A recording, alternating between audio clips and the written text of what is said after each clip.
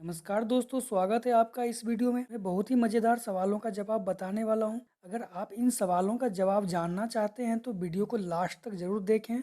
और यदि आपके मन में भी कोई सवाल या सुझाव हो तो वीडियो के नीचे कमेंट ज़रूर करें। तो चलिए दोस्तों, आज का सवाल जवाब शुरू करते हैं।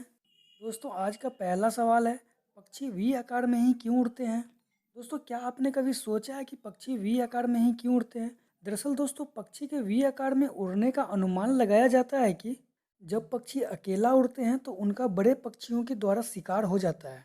जैसे कि छोटे छोटे चिड़िया का शिकार कौवे के द्वारा, बाकी कुछ पक्षियों का शिकार बाज के द्वारा। तो पक्षी हमेशा अपने शिकार होने से बचने के लिए वी आकार में आकाश में उड़ते हैं, ताकि वो बड़े पक्षियों को चकमा दे सके और उनसे बच सके। क्योंकि जब वे वी आकार में उड़ते हैं तो दूसरे पक्षी को ये लगता है कि उनसे भी बड़ा पक्षी आकाश में उड़ रहा है, और इसी वजह से वो बच पाते हैं। और इसीलिए आपने कभी कभी आसमान में देखा होगा कि पक्षी वी आकार में या एक झुंड होकर उड़ते हैं। सवाल नंबर 2 है, सिंगर माइक के आगे गोल प्लेट क्यों यूज करते हैं?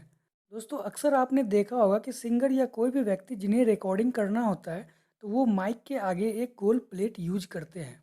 दरअसल दोस्तों, ये गोल प्लेट एक माइक फिल्टर होता है जो माइक के तरफ जा रही आवाज़ को फिल्टर करता है। माइक पर पड़ने वाले वायु के वेग को रोकने एवं रिकॉर्डिंग के दौरान व्यक्ति के मुंह से बोलने के कारण अनायास निकल जाने वाले थूक को माइक पे पड़ने से रोकने के लिए किया जाता है, ताकि माइक तक एक साफ सुथरा फिल्टर किया हुआ ध्वनि पहुंचे और रिकॉर्डिंग की गुणवत्ता अच्छी हो। सवाल नंबर 3 है, बद्रीनाथ मंदिर में शंख क्यों नहीं बजाया जाता है?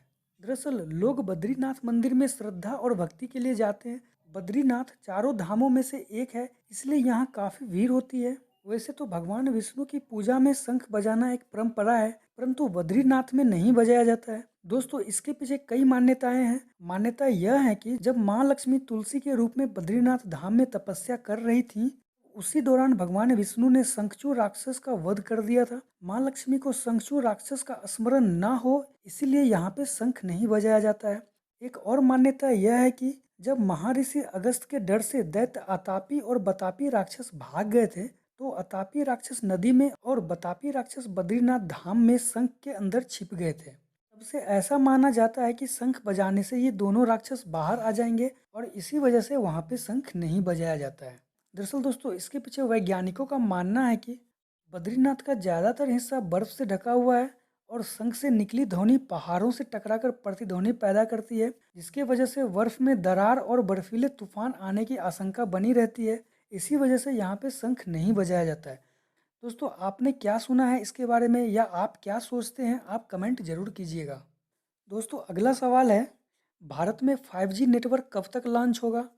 दोस्तों, माना जा रहा है कि भारत में रिलायंस जियो जल्द ही 5G सिम लॉन्च करने जा रहा है। इसके लिए कंपनी की तरफ से टेस्टिंग जारी है। मीडिया की रिपोर्ट के मुताबिक इस सिम की शुरुआती कीमत 20 रुपये तक होगी, और इसमें यूजर्स को unlimited calling, 5G high speed समेत सब कुछ 3 महीने तक फ्री में मिलने की उम्मीद है।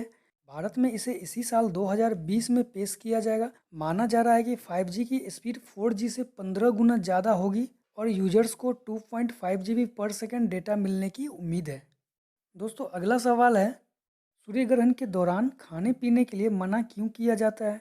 दोस्तों, आपने कई बार देखा होगा और सुना होगा कि जब भी सूर्य ग्रहण लगता है तो घर के बड़े बुजुर्ग ये बात जरूर कहते हैं कि इस टाइम खाना पीना बंद कर देना चाहिए। दोस्तों, क्या आपने कभी सोचा है कि ऐसा क्यों कहते हैं वो? तो चलिए मैं आपको बताता हूँ। जब पृथ्वी और सूर्य के बीच चंद्रमा आ जाता है तो उस स्थिति को सूर्य ग्रहण कहते हैं। इस परिस्थिति में सूर्य ढक जाता है। सूर्य ग्रहण के समय सूर्य का प्रकाश नहीं होता है, तो बैक्टीरिया काफी सक्रिय हो जाते हैं, जो खाने के पोषक तत्व को प्रभावित कर सकते हैं और सेहत को भी नुकसान पहुंचा सकते हैं। इसलिए बड़े बुजुर्ग सूर्य ग्रहण के दौरान खाने पीने की सलाह नहीं देते हैं।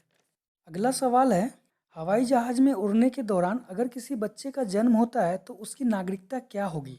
दोस्तों, ऐसा सिचुएशन तो बहुत कम होता है, परंतु अगर ऐसा सिचुएशन हो जाए तो निर्भर करेगा कि हवाई जहाज किस देश के ऊपर से गुजर रहा है, या अगर नीचे समुद्र है तो ये किस देश के अधीन आता है। इस पे ही बच्चे की नागरिकता निर्भर करेगा और उसे उसी देश की नागरिकता मिल जाएगी।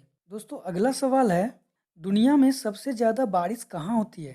दोस्तों, दुनिया में सबसे ज़्यादा बारिश भारत के मेघालय में मासिन राम का एक जगह है, वहीं पे होती है। इस जगह को सबसे नमी वाले जगह के तौर पर Guinness book of world record में भी नाम दर्ज है।